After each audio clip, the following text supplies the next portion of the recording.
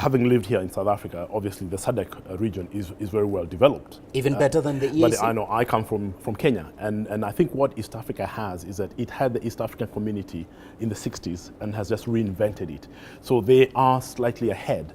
When you talk about the common external tariffs, very soon goods will be able to clear in Mombasa, be cleared by Uganda, right all the way to Western Uganda. So that is a lot more advanced. They're talking about monetary union.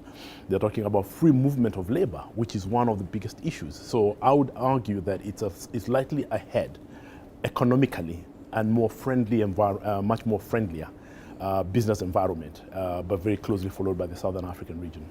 Economies like Kenya, Nigeria in the past 3-4 months rebasing their GDP, which makes Kenya a real middle income economy now, and Nigeria the largest economy on the continent. Are we seeing this billion consumers in Africa turning into real benefits for commercial entities like yourself? I think for businesses, when we started setting up our strategies, what the rebasing and the clarification just confirms what we have known. I would even argue, the informal sector hasn't quite been captured. So if you ask me, the economy size we're being told today is the best they have calculated. I would argue in both Kenya and Nigeria, maybe 30 to 40% is still informal and not tapped in. So I would expect that to become formal in the years to come. So all they've done is just really confirmed what we've known, reaffirms our strategy, gives more confidence in our investors that we're actually on the right strategy. So it's not entirely a surprise, but just reconfirms what we've known. You pique my interest with the informal sector because your products in particular are distributed through formal channels, but what has the role of the informal channels been in getting your product to the market? I think it's having the insight about your route to market to those consumers. First of all, the reality is they are consumers in what we call informal. It's only that it's not in the structured way, the way we know formal market. So do you have the right products? Do you have the right formats? Do you have the right pricing? Do you have the route to market? In South Africa alone, about 42% of the spend is in the informal segment. So the spend is there. You look at the McKinsey numbers and the disposable income or household with disposable income is large, but we classify it as informal. Why? It doesn't fit the definition of what we've always known as formal.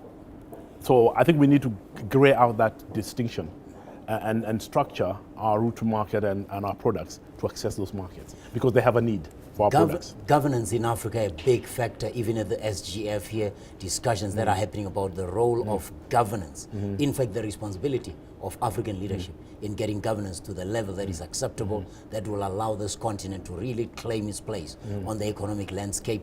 What is your comment on that? I think I would go back and say, if you look at the Ernst & Young report, the delta of change in governance has been significant. So it's not where it is, but the delta is huge.